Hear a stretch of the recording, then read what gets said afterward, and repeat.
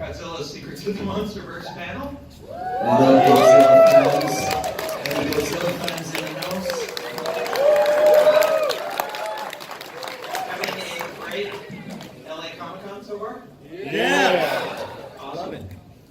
So I am Robert Napton, SVP of Publishing at Legendary Comics, and I will be your moderator for the next hour. I'm going to ask my esteemed panelists to introduce themselves one at a time.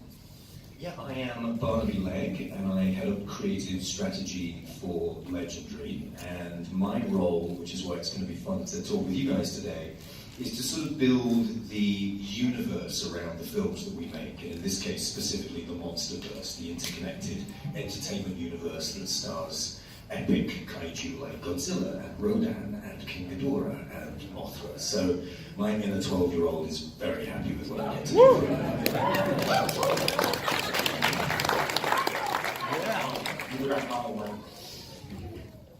Kong's not in this universe, is he, George? That's a spoiler, isn't it?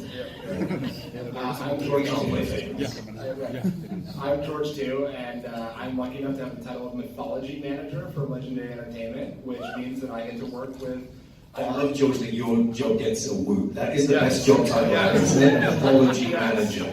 George has the best title in the company. I do. It's totally ridiculous, but it's pretty awesome. I get to work with Barn and our brilliant filmmakers to help build the story world we have around our films, and then I'm the guy who's kind of spinning the plates between the films, the TV shows, the comic books, the video games, what have you, to make sure that we don't screw it up for you guys, because I know how much you guys value this, and so I'm here to make sure that we get it right. Cool.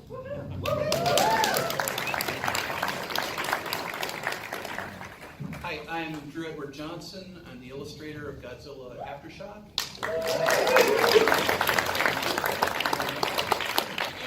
I'm Jan Jones. I'm the brand development manager and pub ops for Legendary Comics.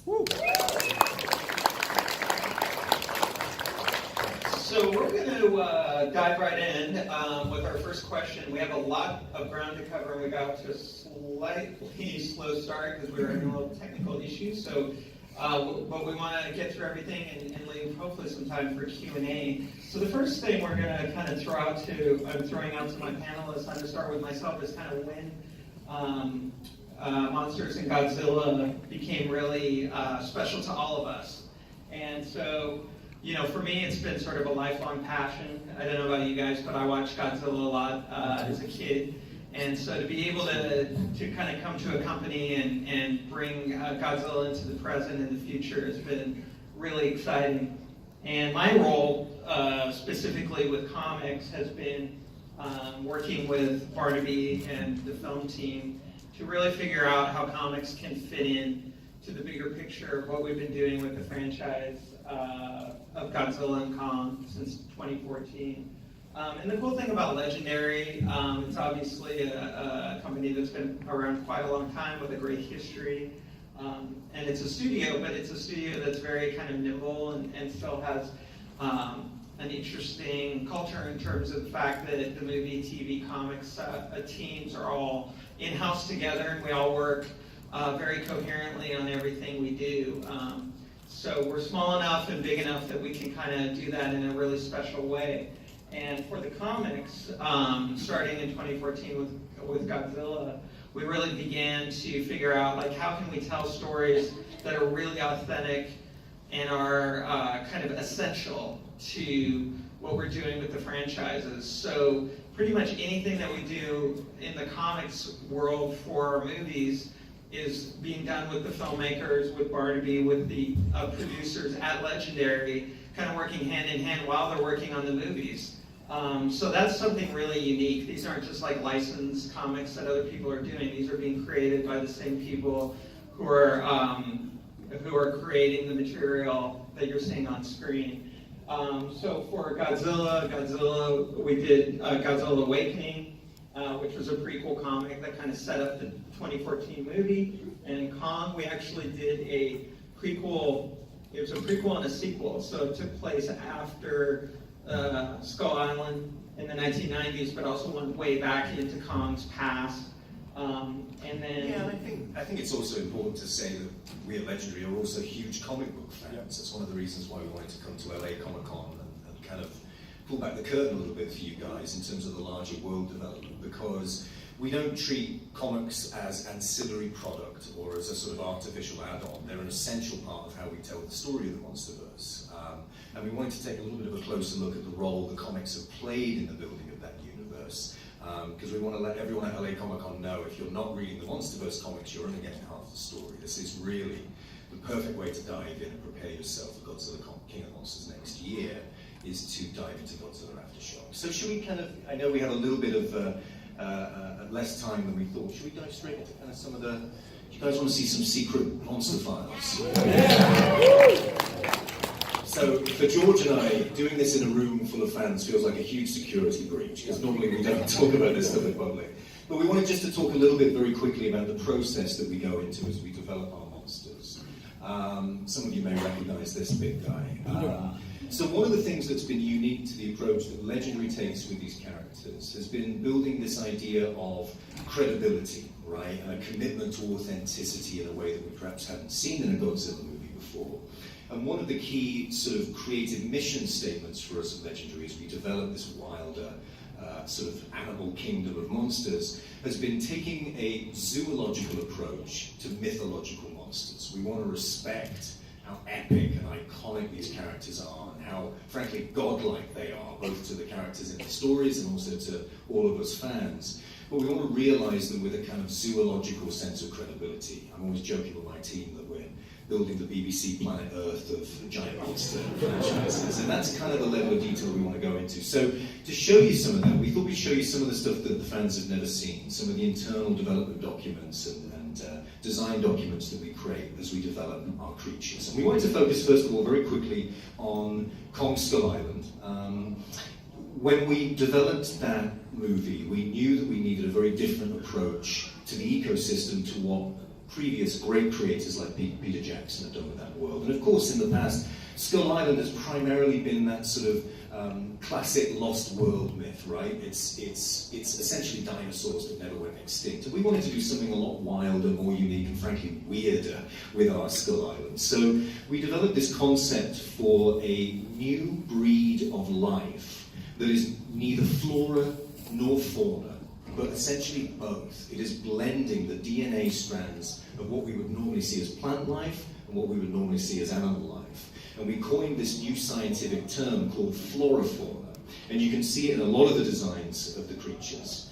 The mother longlegs, I don't know if you guys will have seen this character in the film, you may not know the name. This was the giant bamboo-legged spider with legs filled with xylem and sap, which we thought was a really interesting idea, this hybrid of flora and fauna with this ferocious living forest that would devour anyone who walked inside it. One of mine and George's favourites, the psycho vulture, one of the winged creatures that we introduced in Birth of Kong, the sequel/prequel comic book that we did. One of the ideas of these creatures, we were being very inspired at the time, looking at all of the weirdest animal behaviours in real nature, and looking at notions like evil within nature. Does evil exist within animals? And certainly there are animals out there that perform really despicable things upon each other. One of the things we were looking into with the psycho-vultures was creatures that use psychotropics. You may not know this, but there are many animals in real nature that will ingest hallucinogens and drug-like things that will change their psychology. And we like the idea of a winged creature that would essentially psychotropically turn itself into an insane animal. We wanted an animal that had insanity as part of its sort of fight style, so that's where the psycho-vulture was formed.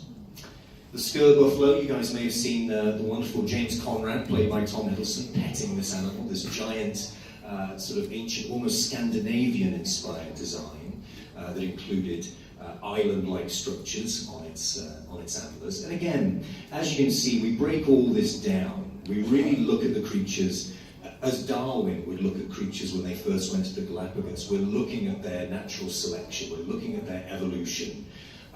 If the younger ears in the room will forgive me, we're looking at the things that monster movies don't normally look at, like how do they breathe? How do they shit? How do they, how do they do all those biological things that you wouldn't normally see in a monster movie? That's kind of the detail that we're going to go to. By the way, you do not want to see a mother longlegs dung pile. It's horrific. The small mantis, this was based on Jordan Vogt Roberts' wonderful idea to have sort of a stick insect that was the size of a redwood. So we fleshed this entire thing out, including its digestive system and the stomach acids that it would need to digest a human victim. Lots of fun times as we research this stuff.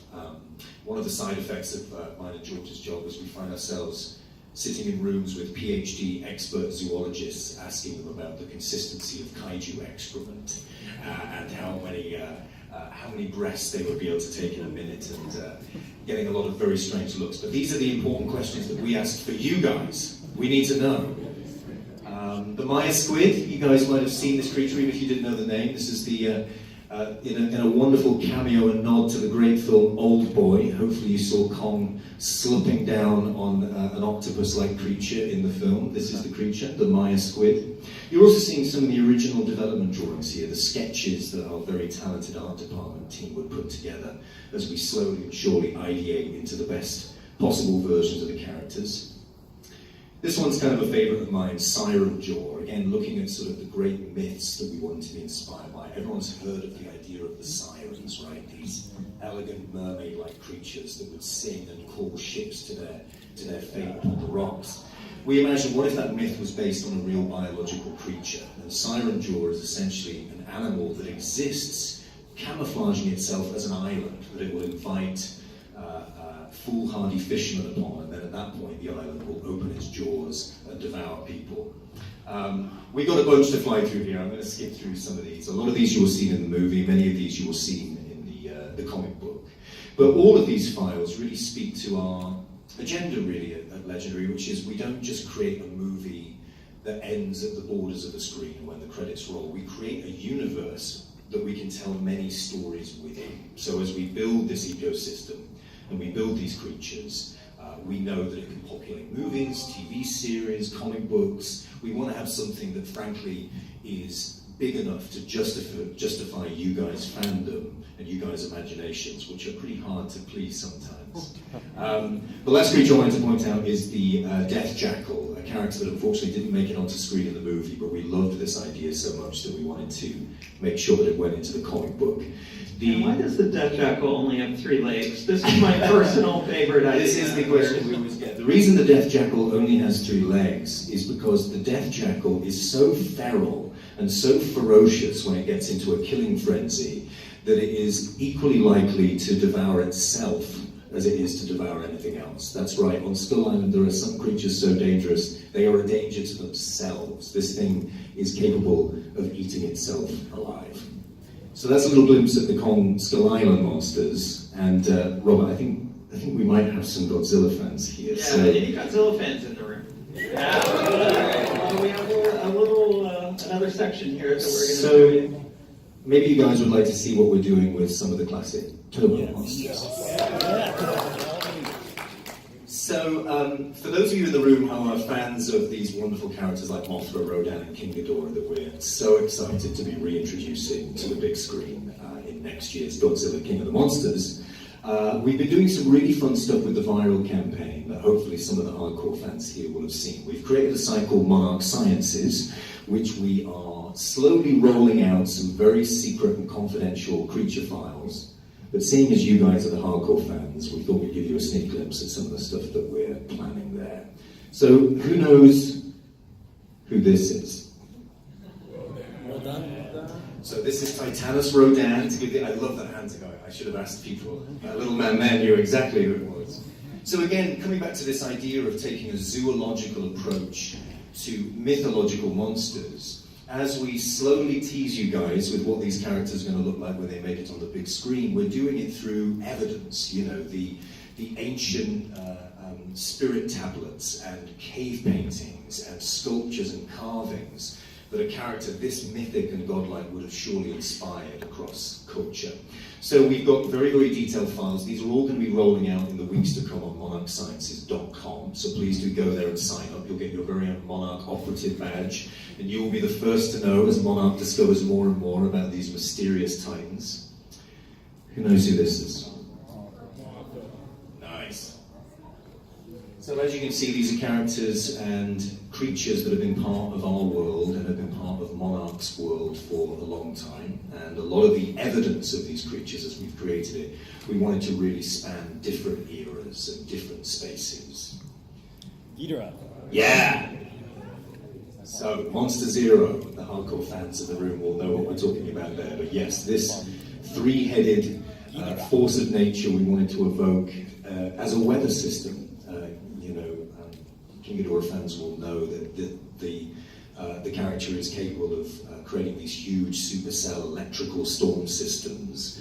And so we thought that would be a cool way to first reveal the character as captured on a weather satellite as a sort of living storm. And then the last thing I'm going to take you guys through really quickly so everyone on this panel can talk, because this is becoming a talking shop for me. This is a real exclusive. We're putting out some images in the next couple of weeks on Monarch Sciences, which we call evidence of these creatures.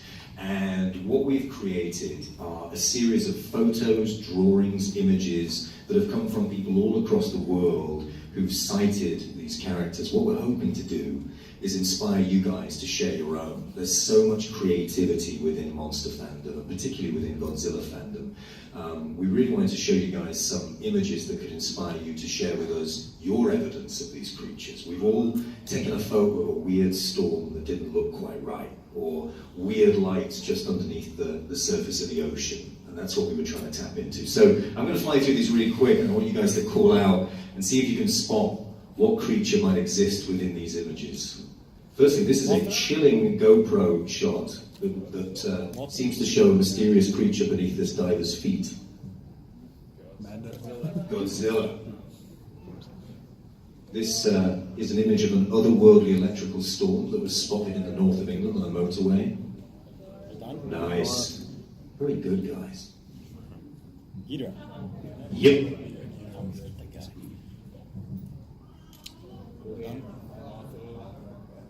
Mothra. Or could it be the Aurora Borealis? We don't know, do we, George?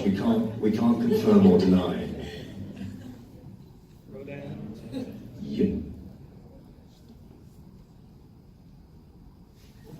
So for anyone who was at San Diego Comic-Con, this will be particularly intriguing. This was a photograph that was taken by a skydiver just a few days before the convention, and it looks like a certain King of the Monsters was heading to town to show you guys trailer one. Ghidorah. Mothra. That's right. That's right. Ghidorah. This is one of my favorites. This is like a real cloud-busting image. When I was a kid, by the way, every time I looked at the clouds, I imagined that this character was flying over my head. That's Rodan.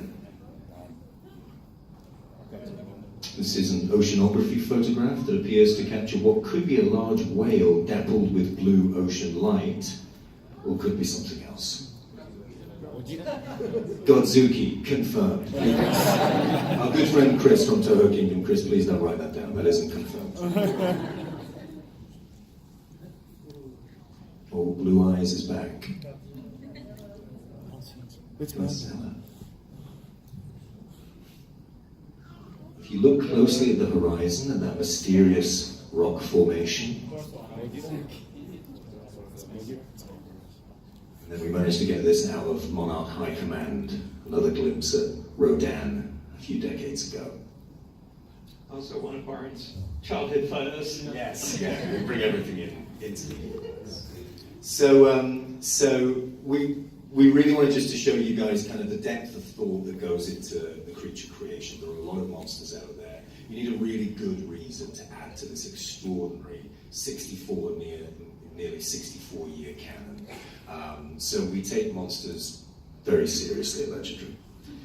Yeah, and the next kind of really interesting area of this universe that we have created and are creating is Monarch, which was introduced in Godzilla in 2014 and then kind of expanded upon in Kong Skull Island. And in our comic, especially The Birth of Kong, we went really sort of even a little bit deeper into Monarch and kind of how it works and as it's moving into the modern era. But this is kind of a really unique opportunity for you guys in this room, because we're going to pull back the veil a little bit behind Monarch and some what we've been working on as we are building this out.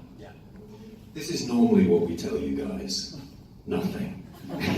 This is the redacted version of the timeline. So George and I wanted to fly through and just give you guys a few highlights of some of the things we can declassify for you this afternoon. And really what we're mainly here to set up is the extraordinary work, the project that Drew has been working on, that is Godzilla Aftershock. We're really excited to give you guys a first look at that comic. But first of all, why don't we just take a closer look at the timeline and see how the comics have helped us tell this story that has led up to Godzilla, King of the Monsters.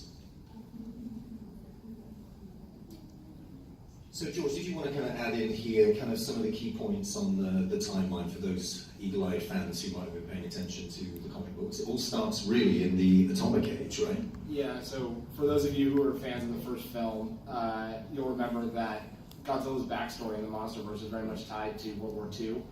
It's tied to the nuclear bombing of Hiroshima.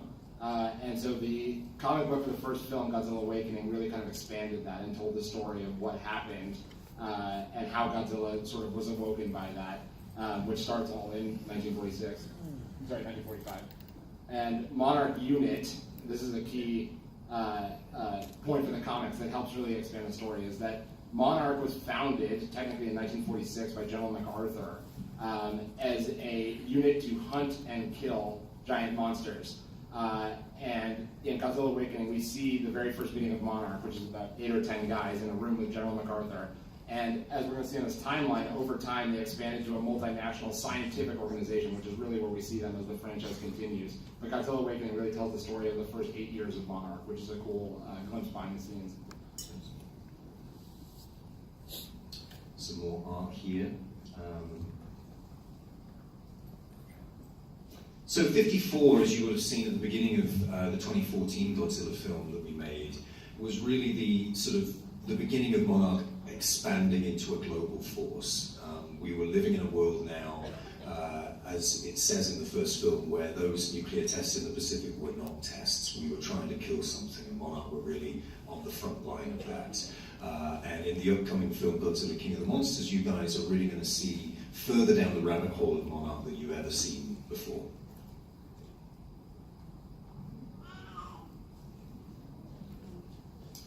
So Robert, did you want to talk a little bit about Godzilla Awakening? I mean, we're going right back to the first film now, but we had an opportunity on that to work with the original screenwriters of that film, and really our first time out of the gate trying to tell a story that could complement the main movie, right? Yeah, absolutely. Max Bornstein, who wrote the movie, also co-wrote the graphic novel, Godzilla Awakening, in 2014, and as Barnaby mentioned, it was really the beginning of what we were trying to do with comics, kind of supporting the franchise, really. And we were able to craft a really interesting story that introduced the father of Ken Watanabe's character, Serizawa, who is obviously a favorite of mine and a fan favorite from Godzilla 2014. Obviously a meaningful name for any hardcore Gojira fans in the audience. Yeah, so it was a really cool opportunity to introduce our version of Godzilla, which obviously is distinct for the movie. And yeah, it was really the beginning of what we kind of do together, you know, as a company, and have continued to build upon it. And I think we've come up with something really special, which you will see in a few minutes for the new film. So we had a unique opportunity when we got to the Kong Skull Island film to fill in a story that had never really been definitively told, which was kind of King Kong's origin story, how he came to be the last of his kind, how he lost his parents, how he lost his family. As we went into that story, we also had a chance to show how Monarch had also had to evolve. As I'm sure you guys will have seen in the Kong Skull Island movie set in 1973, William Randa, played by John Goodman, is not having a good time. Monarch aren't perhaps in as great shape as they once were. They're begging for funding, they're asking a senator to give them money so they can go to Skull Island. And for us, one of the models for that was Operation Blue Book, the government agency that was set up to investigate UFOs, which around the sort of Cold War and the time of the space race was a well-funded, very in vogue organization But then as we moved into the 70s in Vietnam, no one was looking for UFOs anymore. These guys didn't have any money, they couldn't get any checks signed. And we wanted to kind of take Monarch on that similar journey. Of course, in the aftermath of 2014's Godzilla, now that the giant atomic superspecies is out of the bag, Monarch are very much on the front line of trying to keep our world safe and helping us to find a way to coexist with these extraordinary creatures. And Robin, in terms of the comic book we did for Skull and the Birth of Kong, I think for me you found one of the artists who's still one of my favourites in all of the creative we've done on the MonsterVerse, which is Zid. Did you want to talk a little bit about what you brought to the book? Zid is an amazing artist, digital painter who I was lucky enough to work with many, many years ago. When I got to Legendary Comics, kind of one of my big plans was to bring Zid with me. And he did a trick-or-treat project for us, and he was just absolutely perfect to take on the birth of Kong, because when I first saw the concept art that was being developed for the movie, it just really made me think of Zid. And I think one of the things he brought to the table is the scope and scale of the movie, which is very hard to capture sometimes in two-dimensional art, but I think this image speaks for itself. And here we were able to kind of dive into a piece of Skull Island's history, as touched on in the movie, but really show it, which is what happened to Kong's people, so to speak. Also, 2 words, Kong War. There's nothing more fun than a Kong War, come on. So this was what was happening before the movie. So for those of you who didn't have a chance to read the book, we wanted to show you a very brief AV piece that we prepared on it, which give you a sense of how this intersects with the larger MonsterVerse. Welcome to Monarch.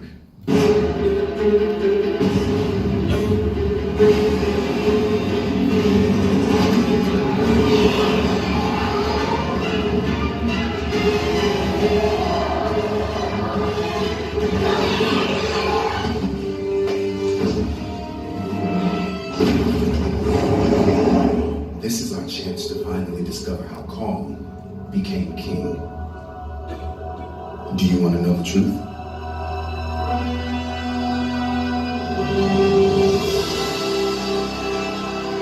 This is Houston Brooks, signing off.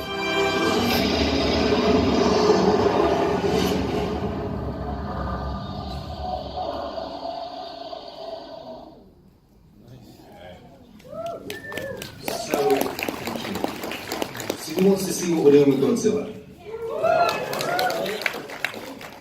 So what we are doing with the new book, which is an opportunity to not just be a prequel to Godzilla King of the Monsters, but also kind of be a sequel to the 2014 movie. And we can't reveal all the secrets yet, but you guys will get to see just what we mean by that as we roll out more information on the book. But what I will say is, in some ways the book is designed to really bridge the gap between the 2014 ending of the Gareth Edwards film and the beginning of King of the Monsters. But in the spirit of showing you guys where we're going with it, I'm really excited to share, first of all, Drew's extraordinary artwork, but to give you guys exclusively the first look at the announcement teaser for Godzilla Aftershock. And before you hit play, phones down, I'm watching you. So we'll see what we can say as we get into this book. We're still trying to keep some of the secrets, but I probably talked more than enough, Robert. We should talk to the very talented artist who created the visuals for this book. Drew. Yeah, so Drew, tell us about getting to draw Godzilla. Oh my gosh, it's amazing. I actually didn't expect I was going to have so much fun with it, but I've just had a blast working on the book with our writer Arvid. His scripts have been awesome, and boy, drawing the big monster fights are just a blast, and getting to work on the new kaiju is exciting. Yeah, we have to be careful what we say. This is sort of a depiction. There's an ancient depiction of battles Godzilla's had in the book, so this is kind of representative of that. Yeah, there's a very interesting timeline for this story. We had a chance to tell a story that took place across 2 eras. So there is an ancient part of the story that takes place in the Phoenician era, and we have the one flying idea, working with Drew, to actually render those scenes in an ancient Phoenician art style. And then there is also a more modern side of the story that, as we said, fills in the blanks between the first Godzilla and the second Godzilla movie. And we can't say too much about the new super species that Godzilla is facing off, but what I will tease you guys with is that the character has a very unique and surprising relationship to the Mutos that we saw in the 2014 movie. Definitely, and I want to just talk briefly, and I want to get Drew and Jen in on this, about kind of the process of making a comic that ties into a movie at Legendary, and Varn will kind of fly through some of the art while we do this. Kind of the as I mentioned at the beginning, the cool aspect of Legendary is that we're all kind of together and we're able to be really nimble, but the also challenging aspect of that is we have to kind of be fluid when we're creating these comics, because since we're involved at the beginning with the development of the script, you know, you write a movie, you shoot a movie, and you edit a movie, and the producers can speak better to that, but that's like 3 different movies usually. So often we'll read the screenplay and kind of have an idea what it might be like, and then it'll change up as the process goes. Certain things get eliminated from the story, new things get introduced. So I think we all kind of have learned to be flexible in that process, right, Drew? There's a couple of times where I said, oh, we're doing this, and then I'm like, nah, actually, we're not going to do that. I call it shooting at a moving target. That's probably closer, isn't it, Drew? It's one of the wonderful things about working digitally, actually, is being able to just keep all my various panels on different layers, and every character's on a different layer in case I have to make any changes, or likeness changes, monster changes, anything really you guys need. It's generally a lot easier than it used to be, where I'd spent half an hour erasing the page and tearing the paper.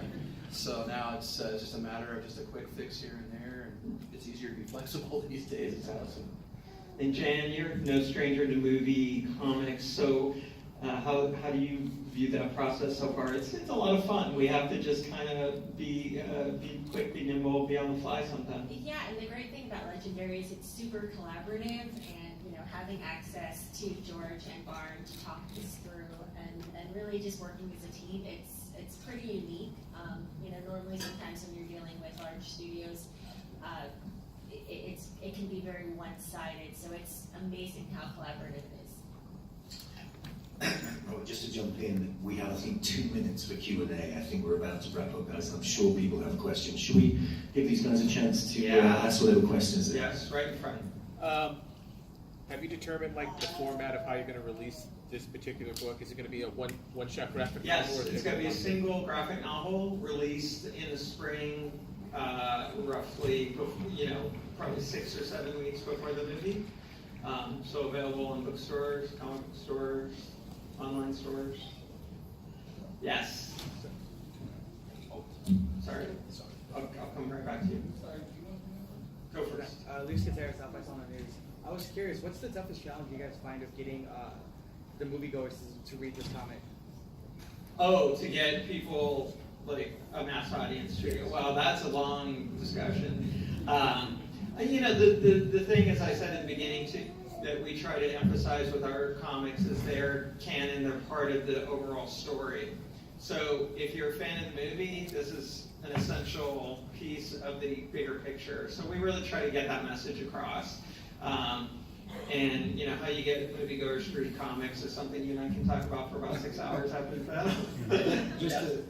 Yeah, go ahead, I was George. just going to add that real quick, that Legendary, all of us up here, we're huge fans.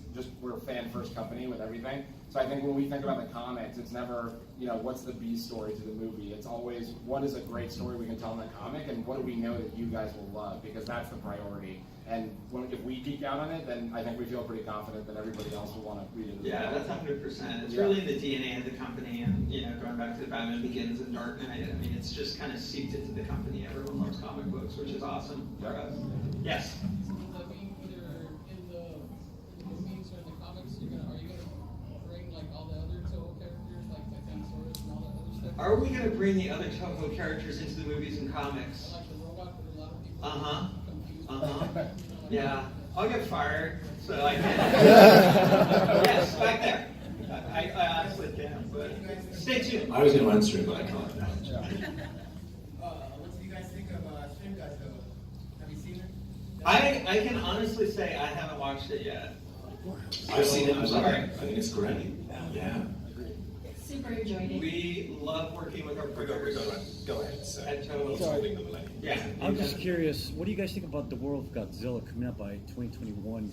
Ghidorah's own movie, Mothra's, Rodan's, all these kaijus are coming in together with Godzilla after the 2 movies coming out. if I understand you correctly, are you talking about other projects that are coming out from Toho? So what do Listen, you guys think about? You guys are fans. our journey in the MonsterVerse started as being Toho fanboys and fangirls, and everything they do is canon for us. We love what they do. We have great relationships with Toho. They're intimately involved in the process of every one of the movies we make. So when they put something out, I'm just in the front row as a fan. Me too. Guys, thank you. Yes. So, going back, so like there is one monster that I was always curious about. Like, I don't know if you guys remember the movie from the '98 movie, the one that people don't talk about. But originally, it was supposed to have a monster called the Griffin. The Is there Griffin. any chance you That guys is a might? deep cut. I've never heard of it. Yeah, I was gonna Is that gonna be ask. slipping around on the ice? It was an original thing they were supposed to do in the '98 movie, but they scrapped it. So is there any chance you I'm guys? sorry, my friend, you'll have to ask Roland Emmerich about that. We have no knowledge of that. Nancy Broderick. Yes, right there. This question is for Drew.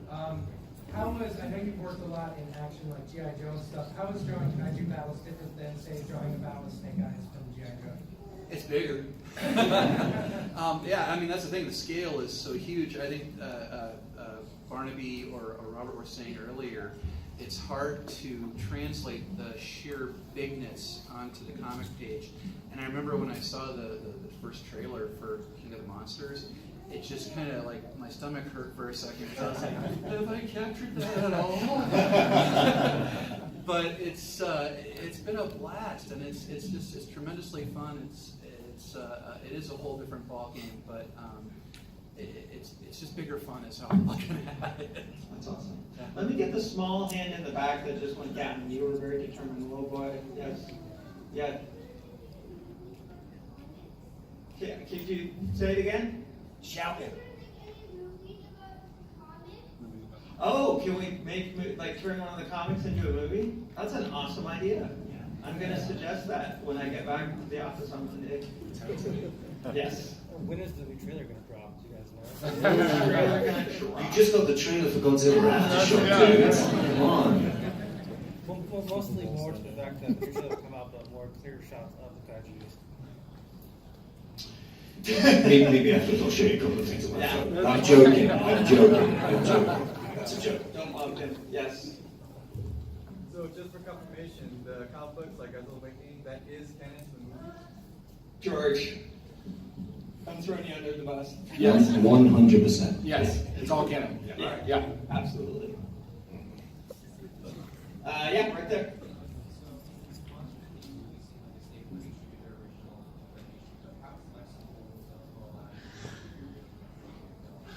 How flexible will Toho let us be when we're doing the film? I mean, I don't produce the movies, so it's a tough question for me to answer, but I think it's fair to say we're collaborators, we're partners with Toho, and from what I have seen, they've been very collaborative on... Yeah, and the only thing I'd add to that is Monsters. Toho are completely understandably very protective of Godzilla. Yeah. They want to make sure that people don't mess up the character, which is why we feel very privileged to be working with them. In some ways, I think when we started working on Godzilla, we were less focused on flexibility. I think there's been a lot of flexibility when people have taken the character and they've done things that perhaps weren't true to the character. We were less concerned with being flexible and more concerned with being canonical and doing something that felt true to who Godzilla is. And I'll offer a personal opinion, hopefully it doesn't get me in trouble. The version of Rodan, Mothra, and Ghidorah in the new movie are incredible. Incredible. That's it. That's all I'll say. I think we have to wrap, folks, but we actually have an amazing exclusive poster of that Phoenician art that we saw. We will be over by 401 in that hallway over there. You got a blue ticket when you walked in, have it with you, and come pick up your poster after this panel. Thank you guys. Thank you so much.